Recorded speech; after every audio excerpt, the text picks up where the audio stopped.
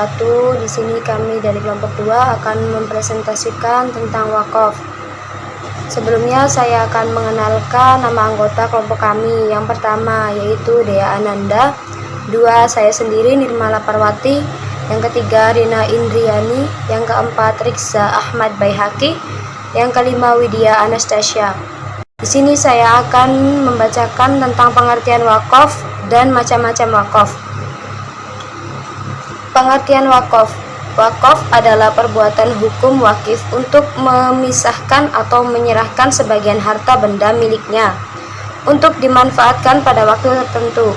Secara etimologi, wakaf adalah menahan harta dan memberikan manfaat di jalan Allah Subhanahu wa taala. Menurut Abu Hanifah, wakaf adalah suatu benda yang menurut hukum tetap milik si wakif dalam rangka mempergunakannya untuk kebijakan. Menurut mazhab Maliki, berpendapat wakaf itu tidak melepaskan harta kepada wakif, namun untuk mencegah wakif melakukan tindakan yang dapat melepaskan kepemilikan harta tersebut. Macam-macam wakaf. Yang pertama yaitu ada wakaf properti, yaitu benda tidak bergerak. Yang kedua ada kas wakaf, yaitu wakaf uang. Yang ketiga ada wakaf diri, yaitu wakaf jasa dan pelayanan. Yang keempat ada wakaf umum untuk kebaikan masyarakat dan tidak dikhususkan untuk orang tertentu. Yang kelima wakaf keluarga, yang diwakafkan keluarganya sampai ke penerusannya. Assalamualaikum warahmatullahi wabarakatuh. Di sini saya akan menjelaskan tentang hukum wakaf dan dasar hukum wakaf. Hukum wakaf adalah sunnah. Hukum wakaf sama dengan amal jariyah, pahalanya pun lebih besar dari sedekah. Pahala yang diterima terus mengalir selama barang dan benda yang diwakafkan masih berguna dan bermanfaat. Yang kedua, harta yang diwakafkan tidak boleh dijual, dihibahkan atau diwariskan. Selanjutnya saya akan menjelaskan tentang dasar hukum wakaf menurut Al-Quran. Di dalam Al-Quran, Quran Surat Al-Imran ayat 92 yang artinya, kamu sekali-kali tidak sampai kepada kebijakan yang sempurna sebelum kamu menafkahkan sebagian harta yang kamu cintai dan apa saja yang kamu nafkahkan, maka sesungguhnya Allah mengetahui. Yang kedua yaitu terdapat dalam Quran Surat Al-Baqarah ayat 261 yang artinya perumpamaan nafkah yang dikeluarkan oleh orang-orang yang menafkahkan hartanya di jalan Allah adalah serupa dengan sebutir benih yang menumbuh 7 bulir pada tiap-tiap butir 100 biji. Allah melipat gandakan atau ganjaran bagi siapa yang Dia kehendaki dan Allah Maha luas karunia-Nya, lagi Maha mengetahui.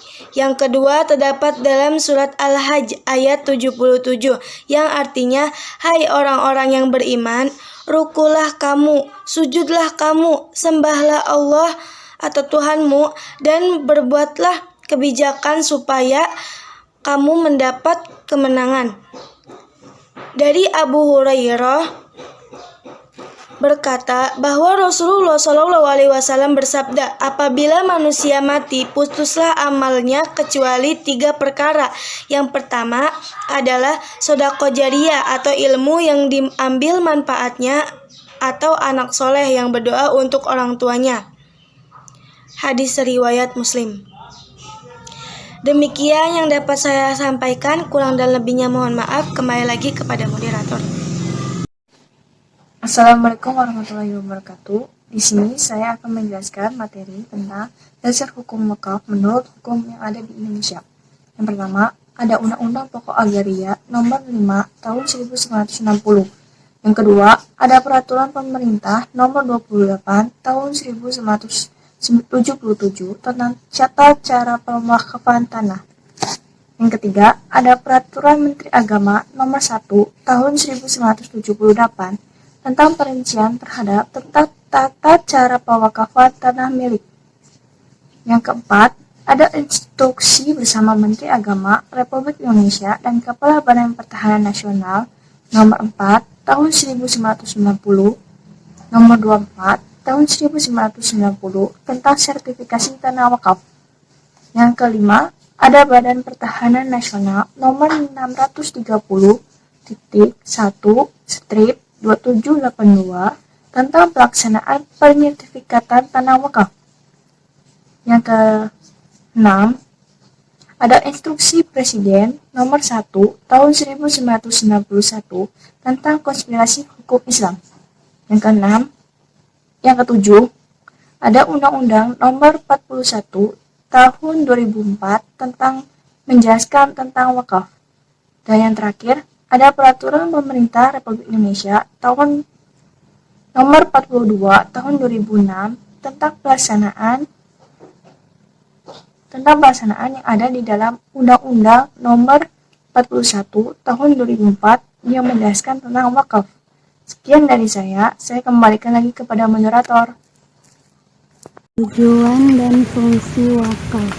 Tujuan wakaf adalah Allah memberikan kesempatan kepada yang kaya menyantuni yang miskin, yang cerdas membimbing yang bodoh, dan yang kuat menolong yang lemah. Yang demikian merupakan wahana bagi manusia untuk melakukan kebajikan sebagai upaya mendekatkan diri kepada Allah, sehingga interaksi antara manusia saling terjalin. Fungsi wakaf menurut KHI pasal 216 dan pasal 5 Undang-Undang nomor 41 tahun 2004 tentang wakaf dimaksudkan dengan adanya wakaf terciptanya sarana dan prasarana bagi kepentingan umum, sehingga terwujudnya kesejahteraan bersama baik dalam hal ibadah ataupun dalam hal muamalah. Ya, saya akan membacakan materi rukun wakaf, yaitu wakaf dinyatakan sah apabila telah terpenuhi rukun dan syaratnya. Rukun wakaf ada 4, yaitu yang pertama ada wakif, ialah orang yang mewakafkan harta. Yang kedua ada mauquf bih, ialah barang atau benda yang diwakafkan maksudnya. Yang ketiga ada mauquf alaih, ialah pihak yang diberi wakaf atau peruntukan wakaf.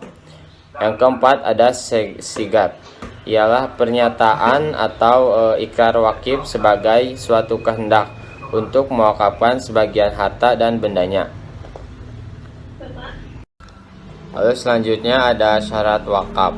Yang pertama itu wakif, orang yang mewakafkan. Syarat wakif yaitu orang yang merdeka, ya, dalam artian baligh, berakal dan cerdas. Yang kedua ada mauquf bih, harta benda yang diwakafkan dengan syarat dengan benda yang berguna, benda tetap atau benda bergerak. Benda harus diketahui ketika diwakafkan dan benda menjadi milik tetap. Selanjutnya mauquf alaih, yaitu penerima wakaf. Selanjutnya sigat, yaitu ikrar wakaf.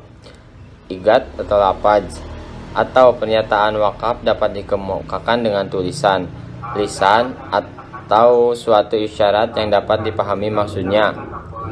Selanjutnya ada nazir, pengelola wakaf, orang yang memegang amanat untuk memelihara dan menyelenggarakan harta wakaf sesuai dengan tujuan perwakafan.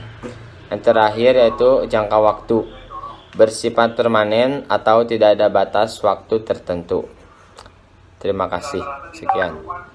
Itu saja yang bisa kelompok kami sampaikan. Kurang dan lebihnya mohon maaf. Wassalamualaikum warahmatullahi wabarakatuh.